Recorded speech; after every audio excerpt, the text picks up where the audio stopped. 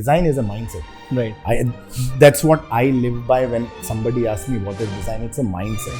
I feel it's extremely important to keep upgrading yourself with everything and anything, especially those things which you feel are not directly related to what you're doing. I don't feel design, and I'm sorry to say that, I don't feel design is a domain only for designers. The moment money comes in, designers are like, no, this is unethical. Unethical is, it's too dramatic. So, guys, welcome to the Testosterone Loaded podcast episode with Tapish sir. So, many of the audience, most of them might not be knowing it. I've been following up on your work, and you're my mentor for sure.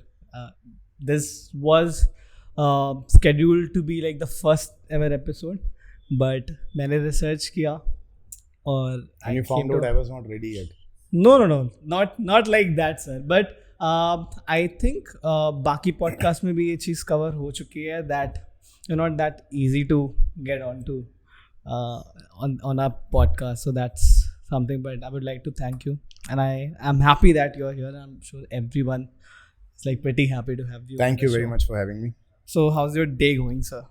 It's brilliant. I didn't expect my Sunday to start at 6 a.m. in the morning, thanks to you. I got up at 6 a.m. Really sorry for that. And I'm here, but so far so good. I love the energy in the room. I love what people who are going to watch this are not going to watch. These three brilliant human beings sitting in front of me. Thank you very much for having me. And so far so good. Great. So this episode is going to be a little different. Not a conventional UX podcast. And I have been getting DMs. थोड़े बहुत ही आ रहे हैं, बहुत ज़्यादा नहीं है. But mostly DMs are that in a positive manner, I'm getting very positive response that I'm correlating UX with different industries. And this is the notion of everything UX कि almost हर जगह UX applicable होता है. Right. And you're the dad of marketing, at least जितना मुझे पता है. Kotler is not gonna be happy. But yeah, Dr. Tapish Panwar on the show. So first of all, there's a lot that has been already covered about you. I want to touch on to untouched sides of Tapish sir, right? So first of all, one of my interesting findings were about design thinking. ये particular topic मुझे थोड़ा बाद में start करना था, but I think that will help connect my audience with you, right? So why did you even think of choosing this topic for your research, design thinking, that to as a marketing graduate, what makes you think कि design thinking एक अच्छा topic होगा? Very interesting, and how you started it is pertinent because you said you wanted to touch on aspects of my life which have not been touched in past, and that's why I'm going to give you some which has not been touched in past. Right. I recently conducted a workshop on design thinking. I don't know if you're aware of it. I'm aware. So a lot of people think or would believe that this is where my tryst with design thinking started, but that's not true actually. Yeah. My tryst with design thinking started way back. I think if I remember correctly, in about 2018. 2017, I started my academic career as a marketing professor. And about a year into it, I came across something called design thinking. And I was enchanted by it. A lot of people talk about design, especially in last 3-4 years. But remember, I'm talking about 6 years back. Right. Not a lot of people were there who were looking at design thinking as something which is very concrete aspects of their career. Right? And I felt this is interesting, and I got to do something about this. I don't really know anything about it. I'm an engineer by degree and a marketing graduate with an MBA degree, and my PhD is in branding. I had just started my PhD at that point of time. Do you sorry to cut you off, अभी भी कुछ और planned है? I do want to do a few certifications, right, which are in the area of, let's say, technology, because technology is really exciting in how it's changing. See, I'll tell you, and I'm sure we're going to touch those aspects as well when we're going to go forward with this episode. Right. I feel it's extremely important to keep upgrading yourself with everything and anything, especially those things which you feel are not directly related to what you're doing. So as a marketing, I am a sales professional. After studying marketing, I was into sales. As a sales professional, getting into branding, brand management, understanding technology, understanding design thinking, etc., extremely important for professionals. And I'm not saying that I have understood. What I'm trying to say is this is something which I continuously aim and attempt to learn. And this is how the design thinking part also happened in 2018, coming back to the story. So that's when I got to know about design thinking. I started talking to people around and understanding what essentially design thinking is. And fortunately or unfortunately, I did not really get the dope which I really needed to feel that, okay, this is something which I can learn or not learn. And then I came across a course on Coursera. And remember, after COVID, Coursera and online courses are a rage. Right? But this is not the case in 2018. Very few people would actually go and do the courses. And there was this one interesting course, Coursera course on design thinking by Professor Jean Litka. And she is probably one of the authority in terms of design thinking. She's written some brilliant articles. Some of her articles in Harvard Business Review are actually the known as seminal articles on design thinking. So she was running a course there, and I took this course in 2018. And that's the first tryst I had with design thinking. And I really liked it. I like the idea how the human-centered design takes over the analytical way of making sense of customers. Now, try and understand, coming from an engineering background, have always been told that analytical mind is the one which will make you reach from here to there. And then a new perspective which puts human-centeredness as the center of everything, in terms of research, in terms of experimentation, in terms of developing products. I think that was a new perspective and kind of enchanting for me. And that's how I started with my design thinking. I mean, sir, that's a brilliant point that you brought out over here, because my intent to ask this question was that mostly people associate design thinking with this design industry itself. Most of them still believe that design thinking, it's a field of research. Designers. They associate it with design itself. But Anand is here. We have been talking about design thinking, and we love to talk about design in general. But lately I've realized that it's more than a subject, but a tool that anyone and everyone can... it's a mindset. Right. I call it a mindset. Right. And coming back to that, and you're absolutely right when you said that when people talk about design, people think of designers. You know what's worse, Yashab? When people talk of design, they think of artists. So there's there's a really interesting, I think a few days back, I kind of bumped onto you. Sorry for that. I love to make you wait post your office hours, right? Job hours. So if you're aware, I did talk about this book called as Creative Confidence. Oh, I know. Right? So Creative Confidence, I'm not sure, Anand, who's the Ideos founder? David and Tim Kelly. Yeah. So these guys, they wrote this book, Creative Confidence, where they have clearly mentioned that creatives and artists are different. Most of the people, when they think of designers, they associate them with artists, which is not true. Absolutely. Right? Absolutely. Yeah. So, which is what my mindset too was, right? In 2018, everybody, or even now, a lot of people would associate design and designers as people who are creative and artists, right? So for example, what does a designer do? He makes a beautiful figures, graphic design like this, right? This is what a narrowed version of design is in people's head, right? Which is absolutely incorrect, right? Design is in everything. And as I said, and I briefly interjected earlier, design is a mindset. Right. That's what I live by when somebody asks me what is design. It's a mindset.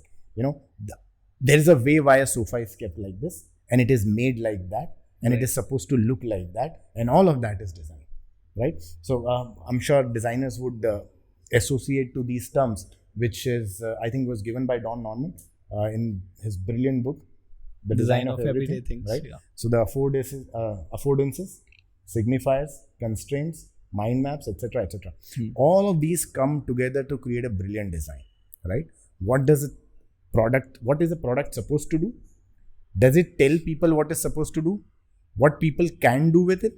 how to do with it, what they cannot do with it, what does the functioning of that product to do with what people know outside that product. All of that comes together to build something which people would like, engage with, enjoy. Right. And I think whole package is actually designed. It's Right. not how this is created at a 45-degree angle. Right. Right? So that's what my perspective of design is. And when I did this course, I widened my perspective as well. And there was an interesting exercise at the end of that course. And I was very disappointed. I'll tell you why. So I did this course very diligently, right? Because I'm not somebody who does a lot of online courses. Guilty as charged. But when I do it with full intention, Right. full Puri shiddat. sincerity. Yeah. So I did this course with full sincerity, full intent, and at the end of the course, there was this assignment. I'm sorry, sir, but this is one of your characteristics that I personally look up to you as your student, as your ex-student. But I'm learning every single day through your LinkedIn posts, through your memes that you have been sharing. I'll come to that. बहुत time से memes नहीं post किया आपने, right? So your curiosity to learn and know more, where does it come from? Like given your age, I won't. Thank you for calling me old, but yeah. No, like You had to put that in, right? Like I think you're aging reverse, sir, for sure. Yeah, good defense. Okay, but like, what is it about people like you? I Well, want to know everything. So I think I don't know how it is. It's just that anything which I don't know and I get a hint of. So for example, if you are talking to me about something which I don't know about, I'll automatically be curious to know more about it. You know what I also do, which you will not know? Once you have left, I will also go to Google and learn more about it. I will find out a good article which is talking about a topic. I will find out a good book which is talking about a topic. I may not have a time to read that book. I'll type summary for that book and I'll read that summary at least. So I don't know. I would really not be able to pinpoint it what exactly led to that sense or character trait. But yes, I want to know everything. And coming back to the story, right? Because I was disappointed, that's why I have to put that forth. I also put that as a feedback to Coursera. So I did this course so sincerely, and there was this assignment at the end of it where it expected us to go through the design thinking process. Now, I'm not saying design and design thinking is one and the same thing, but I think this course was design thinking course, where it expected us to do aspects of design thinking. I'm sure a lot of your audience would already be aware, and you'd be aware, aspect of design thinking in terms of, let's say, ethnographic research, storyboarding, prototyping, experimentation, so on and so forth. Yeah. And it expected us to write this assignment based on some experience which we had in past. Now, about a year of my career I spent in Gujarat for Swachh Bharat mission. I was taking care of Swachh Bharat mission Gramin, which was the rural part. Right. And at that point of time, open defecation free country was the core target. After that, it went to waste processing and so on and so forth, after the number of toilets were built.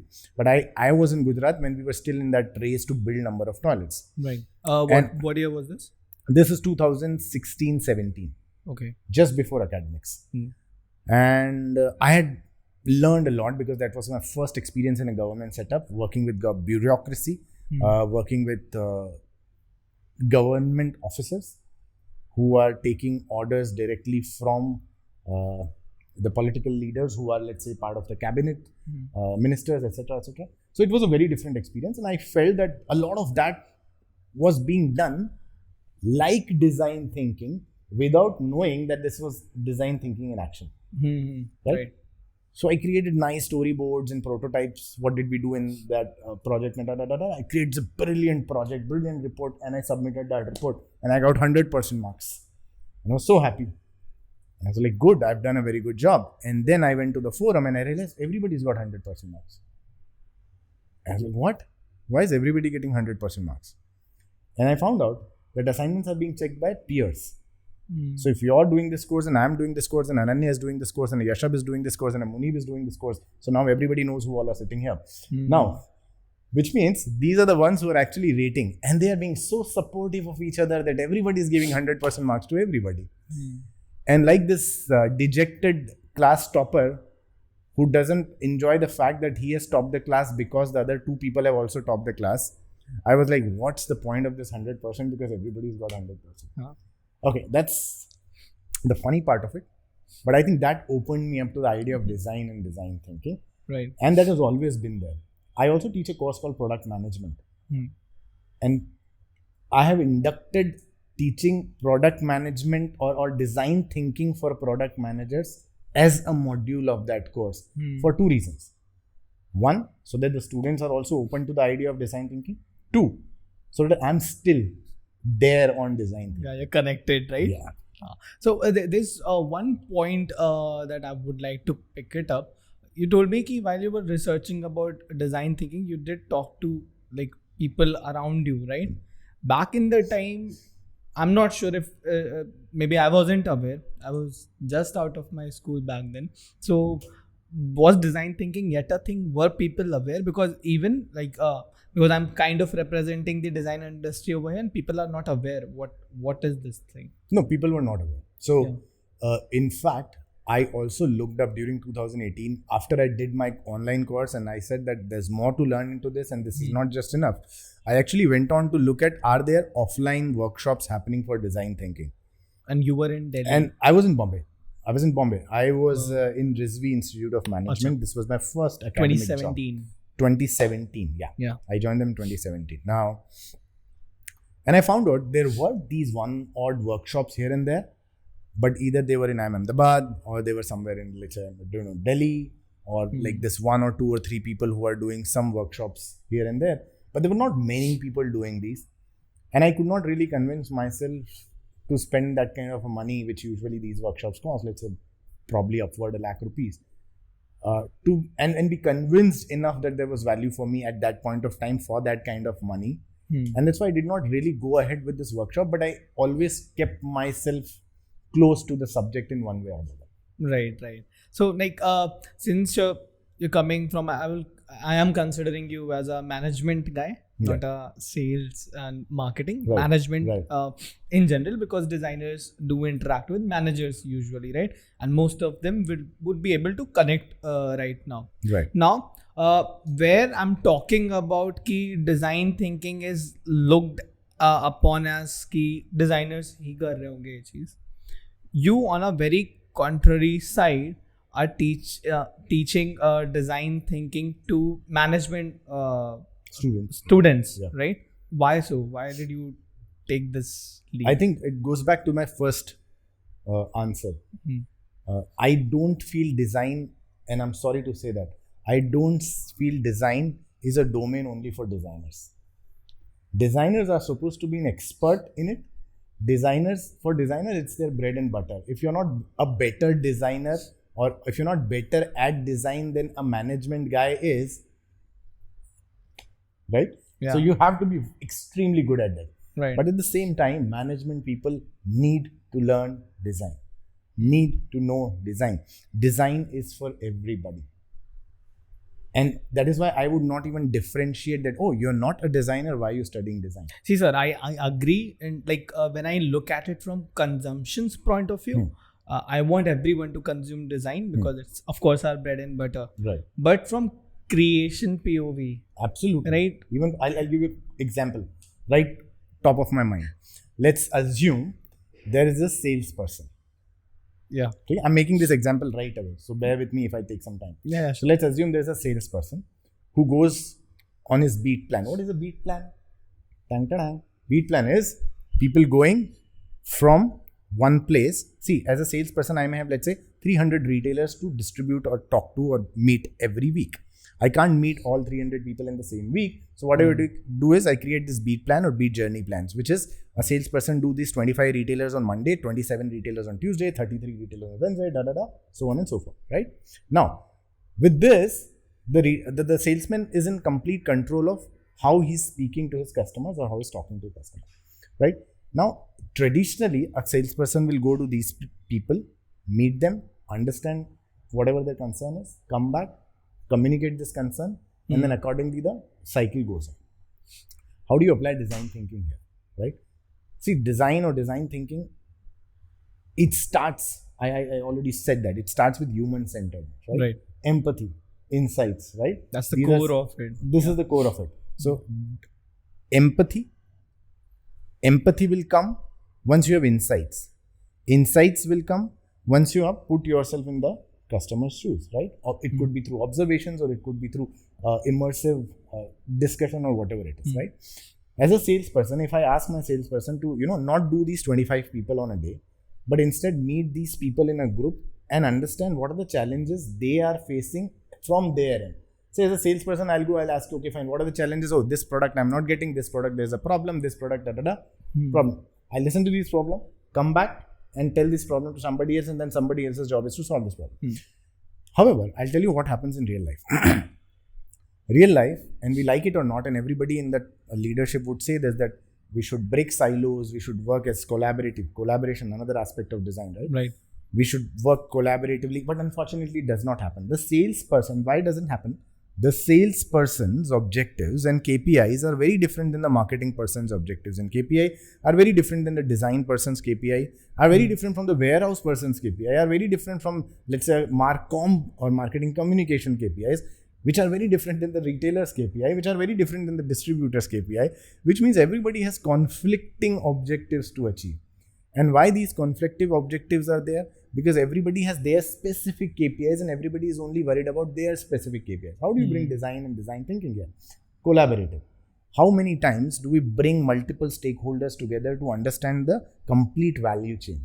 Right. Hardly ever. Right? Since you don't have this vision or visibility of this complete value chain, you really do not know that what aspect of your work is influencing the third, fourth, fifth stage in this value chain. Which is what also happens with salespeople. Salesperson get a target, and based on that target, salesperson tries to achieve that target. Right. How does this fit into the overall scheme of the things, overall vision, overall mission of the company? Hardly anybody cares about it. And that's one of the core topics I wanted to cover, is because designers most often so that notion is changing, but designers are sort of captivated in a bubble, right? And in some manner, I think designers are treated that way as well, especially in a corporate setting, I would say, because design is halfway corporate, halfway there are design studios where this bubble is much more how do I put it into it, more explorative. Okay, so that is one thing I wanted to cover. Key designers just not need to be considerate about their own work, but the overall business. Obsolete if you don't do this. And I'm very serious about this, right? The problem here is, and I would not even call it a problem. See, all trades, when I say trades, as in professions, all trades evolve with time, right? I am assuming everybody would agree to that. Design as a trade will also evolve and is evolving. You cannot be in that bubble that I'm a designer, hence it has to be like this, like this, like this. Because I'm a designer, I feel this is how it should be, and this is how it will come as an output. If you are in that bubble, you will become obsolete, and I'll tell you why you will become an obsolete. Most modern professions where design plays a predominant role, the non-design people are also being trained in design. And I'm going to pick up a specific example of product design, product management, right? A tech product management. Let's take an example of a Spotify or an Instagram, right? Or a Chalo app, right? All the product managers are supposedly either coming from the tech side because they're coding, or they're coming from the management side because they're doing business. Remember 3 tenets of business? Right. Feasibility, viability, and usability, right? Which means the customer likes the product makes the money, and you have the competence to make the money, right? So product manager essentially is trying to match all these 3. So a business guy who's becoming a product manager, not just he's able to bring the viability part to it, he's also being taught to understand the basics of tech. So he has to also understand, let's say, what are APIs, application programming interfaces, right? He also has to understand some bit of algorithm. He also has to understand some bit of debugging, not necessarily coding, but debugging. And the third leg is the design. Consumer research is the strength of designs, right? Right. If you're not, I often say this, if a designer is not brilliant at consumer insights, what are you good at? right? Right. And now I'm teaching the product managers to be brilliant at consumer design also. I am teaching them ethnographic research. Right. I am teaching them immersive research. I am teaching them diary studies. I am teaching them clinical setup trials, etc., etc. So my product manager is also becoming decently good, if not as good as designer at design. Yeah. Right? And now if the designer is still in that bubble of design only, you will become obsolete. I mean, that's a concerning factor because you might not be aware about this fact. But this concerning factor is like, especially in the job market out there for entry level designers, is that you aware of this tool called as Figma? Yeah. Figma, we use You it make for wireframes of Figma. wireframes Right. and then product screens, right? Right. So even people from non-design backgrounds, All my students are working on Figma to make wireframes. what are you talking MBA about? students. MBA first year students, their assignment, the first assignment which all 360 students, 150 students worked on, everybody worked on Figma. So no, Figma is no more a designer's domain. Management students are working. BBA students are working on Figma. 18, 19-year-old kids who are studying business management are working on Figma. So no. I mean, if you remember 2 months back, I came to your desk and then we were having this conversation. Why is it a concerning factor is design? It's still as per your experience, what do you think how we people can make a differentiation? Design people? Yeah. I feel design people have a superpower, right? The ability to empathize with consumer, right? And also being able to structure this process of empathizing with the consumer. It is still a stronghold of design. It is changing with other people also trying to seep into that domain, but it's still the stronghold.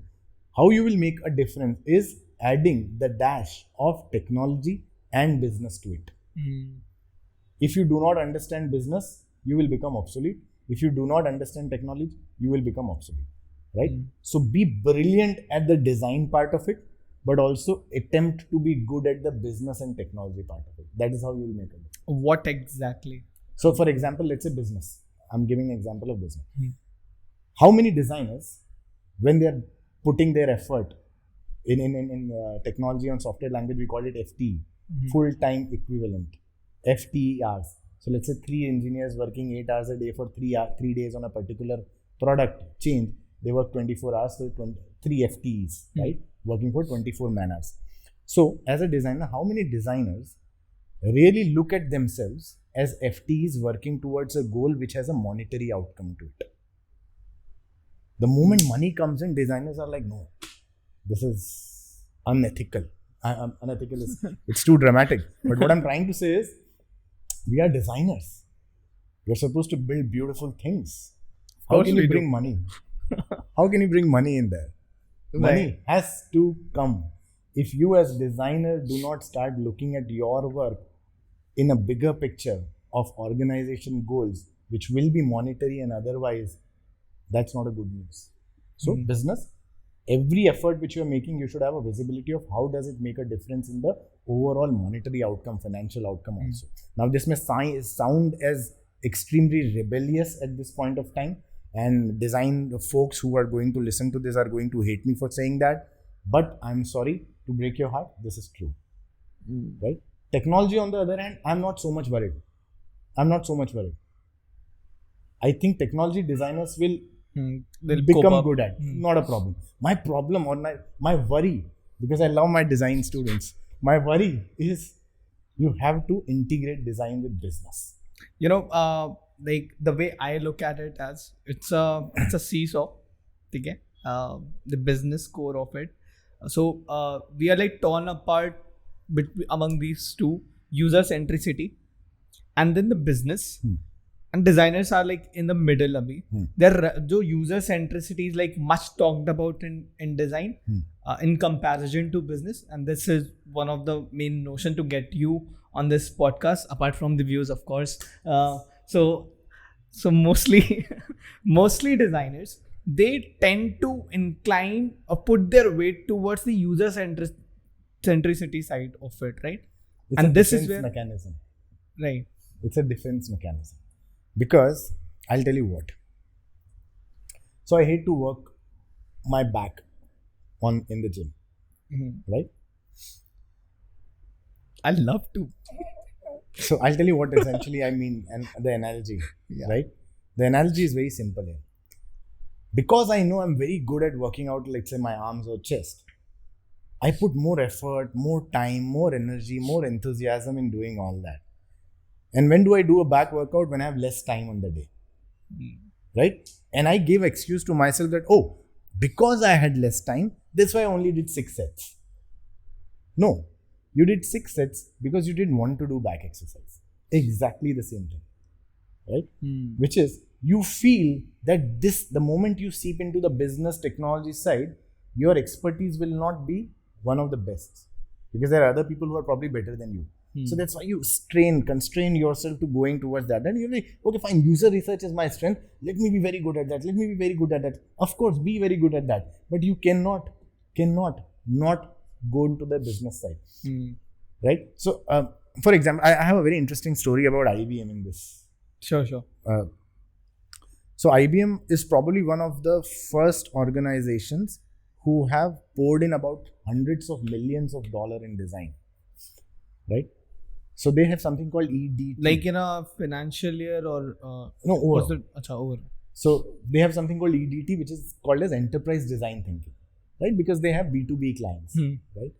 And that's why they created this EDT, and based on that, or they followed this EDT, and based on that, they wanted to build everything from scratch. That is the principle of design, right? From idea generation and even before that, problem recognition to the final commercialization to execution and then test it and out so on. So the stages are very simple, right? You understand what the problem is with the help of your ethnography, customer research, so on and so forth.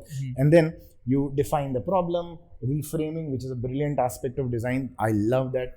Reframing, and then you actually build prototypes, experimentations, commercialization, retention, so on and so forth. So the whole value chain, what they did was they poured in a lot of money, and a lot of people feel that there's something which is very wrong with, I don't know who's propagated it, maybe designers themselves or somebody else. Design is not magic, right? A lot of people think of design as magic dust.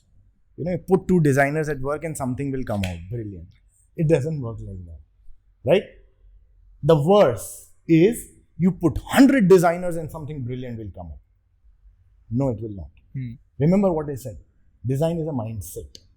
Your leadership, your organization structure, your culture's value system, everything should push design to be the center of it. That is when the magic happens. Not by hiring 100 designers, right? Not by letting people wear Bermudas to workplace. It doesn't work like that. That like on a lighter note, I wanted to get into that space as well. Ki management people, that they are expected to be like suited up. Yes. Right? Yes. I have looked like while I was researching आपके दूसरे podcast में वो like all suited up. It looks good on you, right? I'm kind of fanboying today. So how do you look upon designers? Not in a psychological way, but like physically, or like let's touch upon the attire part of it. Why is it okay for management people ki designer hai chalo shorts mein aane do? So I don't think this is a lot about management hai or is a design person. I think it's also about how you have been nurtured in an environment before you walk into an organization. Try and understand. Let's take 2 schools, a design school and a management school. And you work like very closely among these 2, right? Yeah, I'm very, very fortunate. Very, very fortunate. But I think your batch was the first batch I had interaction with design people. I did not have interaction with design people before that. The idea is, even before you join the organization, there's some bit of nurturing which has already happened. Right? See, and I don't know it is right or wrong, but I'm just putting across this point. Management is structured, right? Okay. Frameworks, 4 boxes, one here, right? All management is all about that. Okay. Not all about that, but quite a bit. Design has to be divergent thinking, right? Yeah. If I can use the right word, management is about convergent thinking and design was about divergent thinking. Of course, then you do divergent and then convergent. Like, what an interesting way to put it. Like, and I do agree that design does not have to be structured. Absolutely. Yeah. Right? And that is why when you say it doesn't have to be structured, what you're doing, and very subtly what you're doing is not just influencing the process of design, you're also influencing the mindset and the environment and the culture of designers. Right? So I don't have to wear a necktie. I don't have to wear a blazer because I'm supposed to be divergent. I'm supposed to look outside the box. How can I wear a blazer and think outside the box? Right? So that's why I wear a Bermuda. Right? Right. And I think that nurturing has happened much before this person has walked into an organization. Now, the question is, does it really matter? Probably not. I don't really mind a group of team where 2 people are wearing Bermudas or floral shirts like Ananya's. Right? Right. And 2 people wearing blazers and 2 people with their sleeves folded and working on a problem. Does it matter? Absolutely not. This is cosmetic. 0 time should be wasted on this. Right? So I don't mind. Now, the question is, why are management students dressed in a particular way? Because again, that has been a norm. Management students going to be consultants, going to be client management people, etc., look supposed to be formal in front of the clients, and that's why they're supposed to be formally dressed. Right? Now, again, there is a good and a bad to both. But I think this is not, a discussion worth delving much upon. Yeah, surely. Now, I also wanted to talk about how do you consume design, like in a corporate setting. Let's say most of the designers who are just about to get into a corporate setting, there are often like places which are like kind of not aware. Right? We are fortunate that we got to like get mentored by you. Thoda bahut tha. When I land onto my first design job, I got to interact with project managers, like product managers, right? Many people who are still watching us. I sort of know my audience. So what all things designers should be prepared about while getting into a like a corporate setting? When I say corporate setting, they have to deal with management folks like you. So couple of things. And some of the things start from Design Foundation 101. Because while we are talking about design people, there are certain inhibitions which we developed while studying design also. I'll give you an example. You will see this, that within designers also, they end up creating these silos within designers also. So somebody would be like, oh, he's a design expert, but in this area. He's a design expert in that area. And the same silos which design aimed to break, you end up creating those silos again. I'm going to expand this analogy further.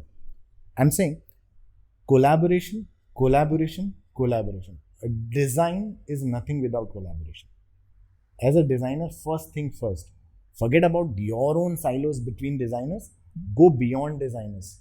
Talk to the product guys, talk to the sales guys, talk to the marketing guys, talk to the finance guys, talk to the account guys, right? I still remember one of my student, I think it's long back, about a couple of years back. This student had come to me because he was going to join an organization, very ambitious, very aspiration, hardworking kid, and saying that, what do I do so that I get the visibility in the organization, right? New guy, wanted to achieve a lot of things in life, and I told him one thing, that you'll work very hard. I know that you'll work very hard, 8, 9, 10 hours a day. But remember that take about half an hour every day as a religious idea of meeting and talking to somebody who has nothing to do with your team. Right? So this guy ended up joining sales team and they would anyway be on the field. But the day when they were in office, so this guy would go and talk to the research team and just understand what they're doing. Sometimes they'll go to the marketing team and just understand marketing communication, what they're doing. This guy also ended up going to the product team. So somebody who they would not generally interact with, because product will interact with marketing and marketing will interact with sales. Right. So he went and, spoke with the product team. And after a few months, we met again and he was like, I think, probably the best idea of what my company is doing compared to everybody else who joined along with me. because he's spoken with so many people. So first thing that design people should do is collaboration को actually seriously low. Right? Collaboration is not तुम्हारा post-it का color yellow है, मेरा post-it का color pink है. Right? There's something between you and post-its, sir, right? Yeah.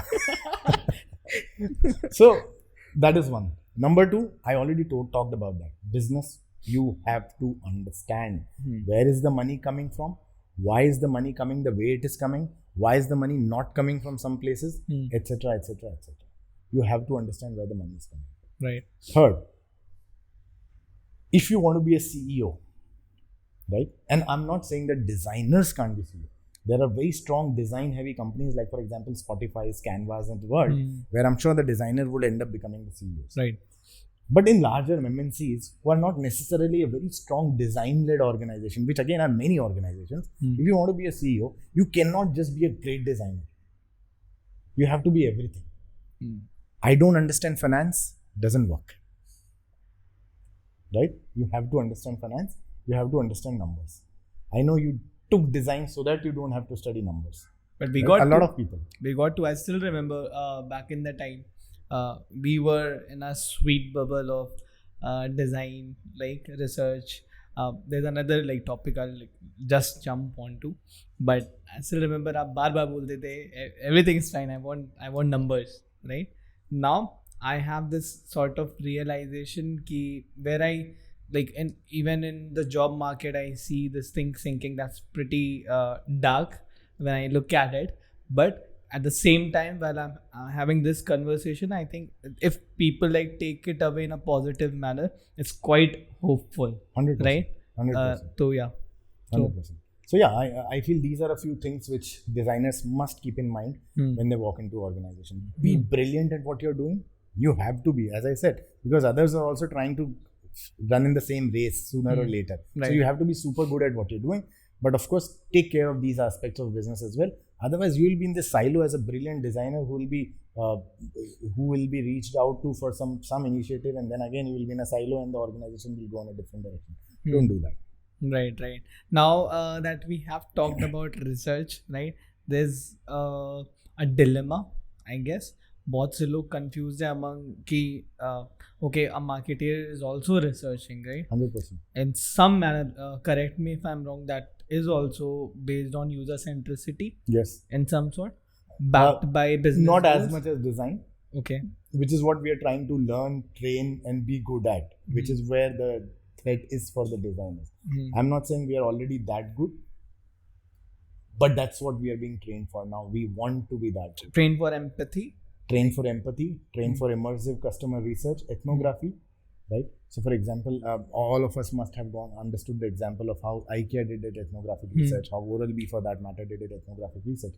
Now try and understand, at that point of time, ethnographic research, immersive research, right? Clinical research, very strongly the anthropologists, designers, the psychologists were involved in that. But now these stories are out in open. And me as a marketer is also aware of that. And if I'm trying to make big marketing decisions, what stops me from doing those things myself? My competence at this point of time, right? So what do? I build that competence. If I am going to take too long to build that competence, I hire somebody to do that for me. But it is no more a magic wand in the designer's hand, right? As a marketer, as a brand manager, I also understand this, right? And that is why marketers are going towards it. I'm probably not very good at it right now, but will become very good at it. Of course, with the technology coming in, a lot of my day-to-day clerical job is taken over by the technology. So what do? Which is what we keep telling designers, that because your strength is consumer research, and nobody's going to take consumer research from you, because you got to be empathetic to understand customer. As a marketer, a lot of my job is being done by, my copy is being written by AI, my images are being created by AI, my emails are being answered by AI, right? So what do? So then I'm telling my marketer, you also become good at consumer research. So now in order to be relevant, my marketers are also trying to be as good as in research as they can. And that is where the lines will meet. Right. And remember, he also knows business. But how does one learn empathy? like let's say I'm not a very empathetic person, like I'm right. So since you're mentoring management folks, right? How does one, like, because empathy is not a skill. I think you're partly correct. Yeah. So one is I am empathetic or I am not empathetic, right? So if I'm empathetic, I will always put somebody first above me, over me. I will try to understand what are the pain points of the other person. I will try and understand why are these pain points there, etc., etc. And there is somebody who's not naturally very empathetic. Right? I don't care. Right? What do I do? So now try and understand. In any trade, there is one part which is driven by your personality, and the second part which is driven by your training. Am I a social person? Absolutely not. Am I an extrovert? Absolutely not. Do I love talking to strangers? Absolutely not. Right? So that's me as a natural self. But then I've done sales. And I did decent in sales. Right? Why? Because that was aspect of training, and that was because my trade required me to do that.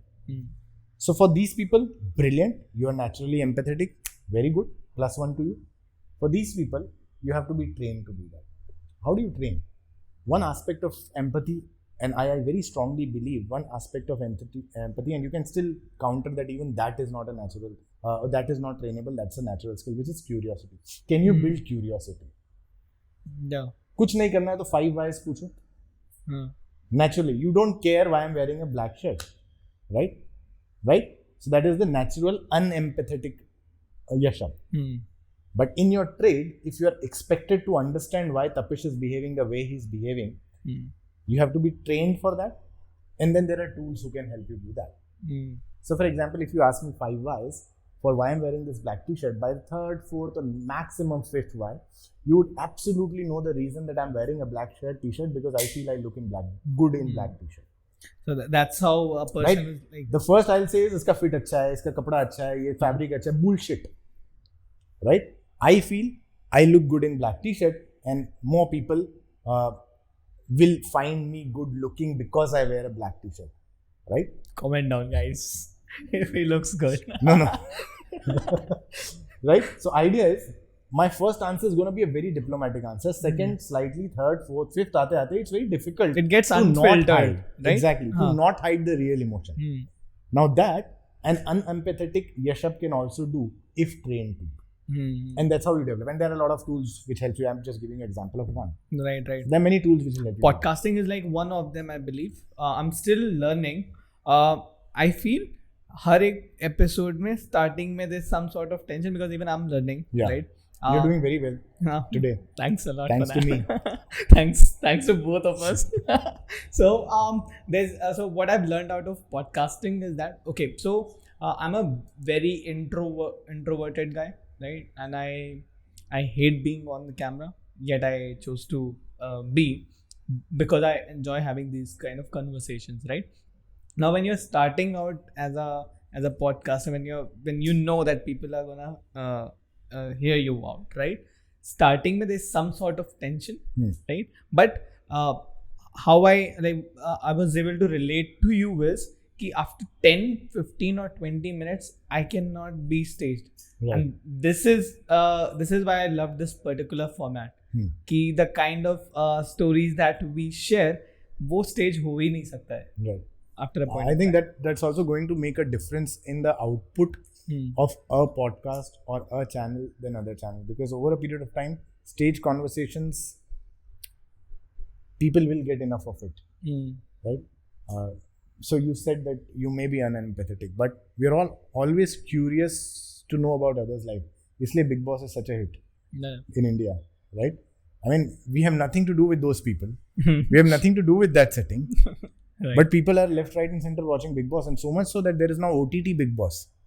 There are regional vernacular Big Bosses running in different channels. Why? Because as Indians, अगर वहाँ झगड़ा हुआ है तो मैं अभी उठ के जाऊंगा और खिड़की के बाहर झांकूंगा और ज़्यादा मजा आएगा तो स्टूल लगा के बैठ जाऊंगा उधर. Right? So people are always curious to know about others also. And if that is staged, they will figure it out. Like, I think we have covered most of it, but like there are like still untouched topics which I want to talk about. So, do you consume content in general? What kind of content do you consume? A lot. I watch YouTube videos a lot. I listen to a lot of Spotify podcasts. I do read articles. I have not read a book since a month now. We have something for you.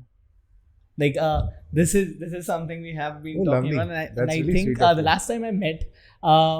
last time when I met you, we did talk about this book. One of our guests on this podcast, Mahish, he introduced me to Creative Confidence, and this is I'm sure you will.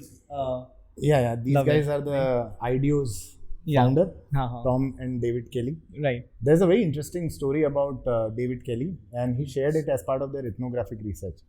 I don't know how many of you are aware of the Oral-B toothbrush story, right? Toothbrush. Right. So Oral-B was trying to design a toothbrush for the kids, and so what they say is the design sense versus a logical sense. You know the difference between these two? The difference between these two will be reflected in this story. So let's say I am making so you're making toothbrushes, and you've been making toothbrushes successfully for adults, right? So your toothbrush will be like what? This size, about 5-6 inches, right? Very thin handle and some bristles at the end, right? And now you're going to make a toothbrush for kids. What the logical sense is? So normal adult is like about 5 feet 8-9 inches, right? And you're having 5-6 inches long toothbrush for them. If you make it for kids, you obviously make a smaller toothbrush. That's the logical sense. That's a logical sense, right? A thinner and smaller toothbrush, right? That's the logical sense. But the design sense wants you to go against the logic and says, you know what? Logical sense may not always be true. Put some creatives into it, right? So then, make it more colorful. And that's where they go to ethnographic research. Because remember, design. Ethnographic research is the key thing to do. If you don't see me while I'm making my omelette in the morning on a frying pan, you will never know how I use my frying pan. If you make me sit here and ask me how I make, and I'll give you 10 steps of how I make, that still will not be enough. Then the insight which you'll get me if you're standing 5 feet away and looking at me, watching me while I'm making the omelette at my frying pan, right? So what they did was they also did this ethnographic research, and they found out that the kids' toothbrush are small and they don't have the motor strength and agility of an adult. So when you hold your toothbrush, how do you hold it? Right? Have you ever seen a kid holding like it? Imagine a 5-6-year-old kid. He will fist it like this. Because उसकी उंगलियों में वो ताकत नहीं है और वो agility भी नहीं है. So he has to hold it like this. The moment the toothbrush is held like this, the motor movement is gone. Right? Because now this is your elbow and shoulder which is working, not your wrist. Right? And they figured out that our logical sense is absolutely incorrect. So, reverse. It should be reverse. Kids' toothbrushes should actually be thicker. Because when it's thicker, the grip is better. When the grip is better, the motor movement is better.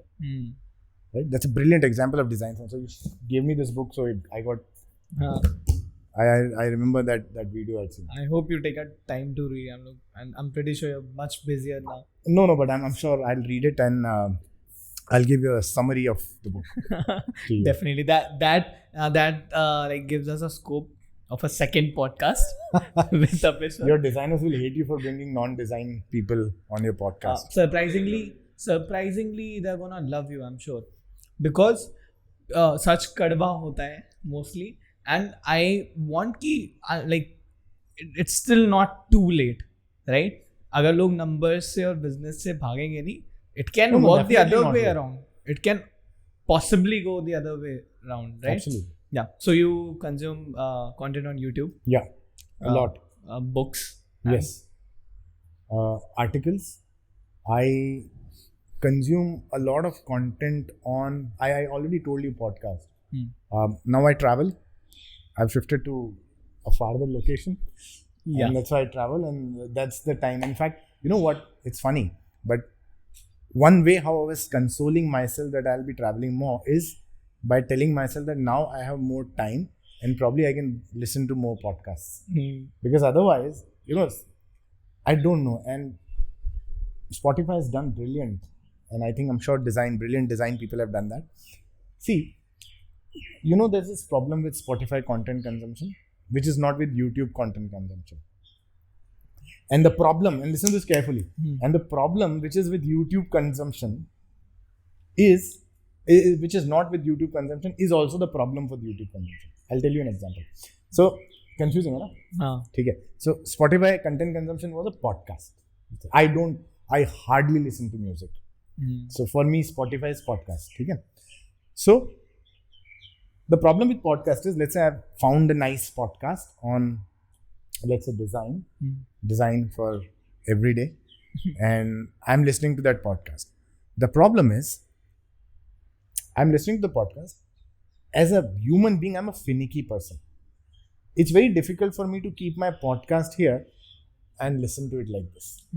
What I'm doing is, I'm also trying to do something other along with it. Most people do that. Yep. Multitasking. Now, an audio podcast gives you an opportunity to multitask, which actually defeats the purpose of listening to the podcast. How many times it happens that listening to podcast, then you do something and you suddenly miss what was said in the podcast, right? On the other hand, YouTube, it's a video consumption, right? But I think it's changed now. So now, exactly, which is what I said, that brilliant Spotify designers have actually changed it, where you are able to look at canvas videos also while you are looking at Spotify. Right. Second thing which they tried to do is with the music is they gave lyrics. So some people were engaging with the lyrics. Right. So there were these things which had happened, which had probably solved the problem of how people get distracted while listening to Spotify podcasts. Right. The problem, on the other hand, is if I'm watching YouTube, I have to be statically watching YouTube, sitting at one place or being at one place, or else ready to. And that's why people avoid. But I think I'm not very sure, but YouTube has come up with a premium one. It has a premium. Yeah, where you don't necessarily need to be on it.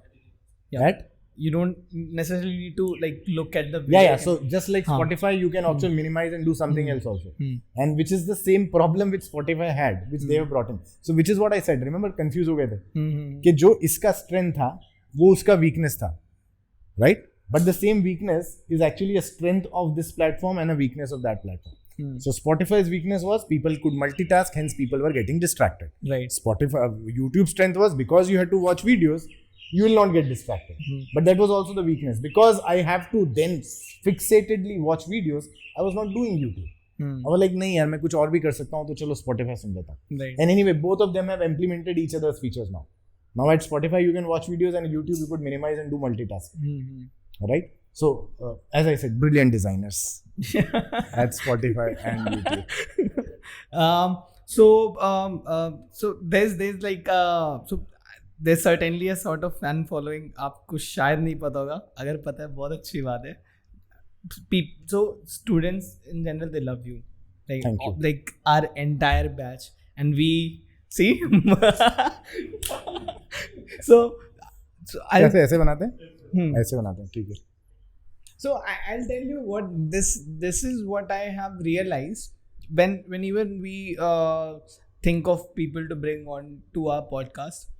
Definitely मैं मुनीब से रोज यही बोलता हूँ कि podcast is like an apart from the logistical mishaps जो होते हैं बहुत बार, उसके अलावा podcast is run by the guest, I guess.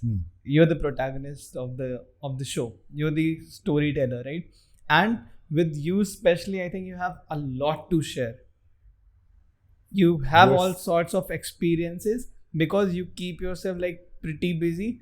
I have this particular observation कि हम लोग ग्रुप पे एडेड थे. Of course हम लोग का कॉलेज का ग्रुप था.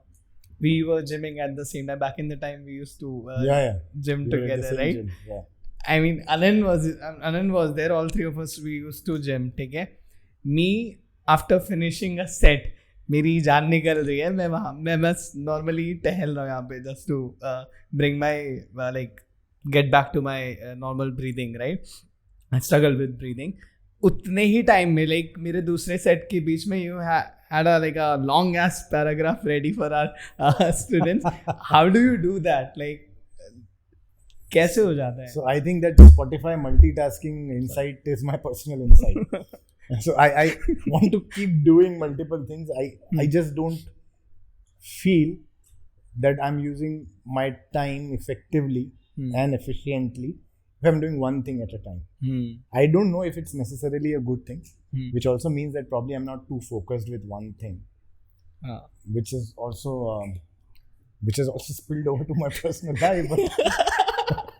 But I'm sure because look at those gains, man. दूसरे podcast में भी वाला.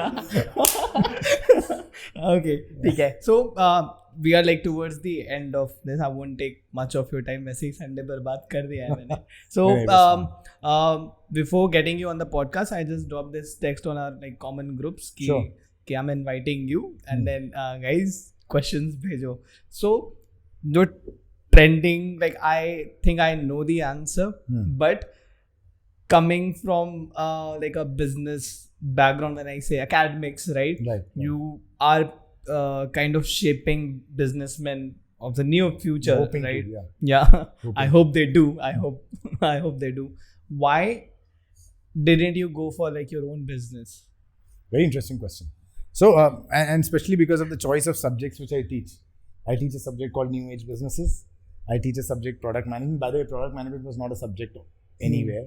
I created this subject 2 years ago. Product management, which is tech product management. Historically, all MBA courses have a subject called product and brand management, which is essentially brand management, right? So I am myself, as I said. So it's a little selfish interest of my own self as well, because I want to stay updated in technology. And if I teach a subject, there's no other way. There's no way how I need not be or cannot be abreast with technology. So that's why I have this subject, because of which I have to read a lot about the subject. I have to keep myself updated. Which is again, product management subject is again about creating or building products similar to what New Age Businesses is about, building New Age businesses. So yes, my interest lies in the area, but why I'm not an entrepreneur myself, right? That's a question which a lot of people have asked me. So the thing is, I think it's also about mindset. I'm not very good with ambiguity and risk taking. Right? I hate it when I miss my breakfast schedule. I hate it when I don't reach where I'm reaching at time. I hate it where those 7 things which I have planned for the day don't go as step 1, 2, 3, 4, 5, 6, 7. I'm really upset when things don't go as per this thing. And in entrepreneurship, this can never happen. Right? Number 1. Number 2, I am a risk averse person. I'm not a risk taker. And again, it is about personal mindsets. And not that I've not tried. I mean, now I'm much older. But when I was younger, I did try, because with age, your risk-taking ability anyway reduces. Mine was anyway lesser than most people around, and up now, though it's very, very less. I wear helmet even if I'm riding for 500 meters. So I did try 2 things, in fact. When I was doing my MBA, and I have not spoken about this. So when I was doing my MBA with 2 friends of mine, I'm sure they would also be listening to this podcast. So Manish Mehra and Ajay, they were my engineering batchmates. And Manish was with me in electronics engineering, and Ajay was an IT engineer. And so they were in IT. If I'm not incorrect, Manish was with Patni Computers, and Ajay was, I think, with Patni or Mastech or something, or Capgemini, I think. I don't recall. But anyway, so we had this idea that because we had come from tier 2, tier 3, 4 engineering college, right? So we absolutely knew what we did not have while we were doing our engineering. And then we went on in Hyderabad, Bangalore, Chennai, new organizations, and so, wow, people are studying this and coming, such big gap, and let's try and fill that gap. So we said, okay, fine. What we'll do is we will create a company which will do workshops for tier 3, tier 4 engineering colleges. And the trainers for these workshops will be people who are actually employed in IT and doing well for themselves. So how we did this was, we reached out to these engineering colleges, as predominantly I'm from MP. So predominantly MP and Rajasthan.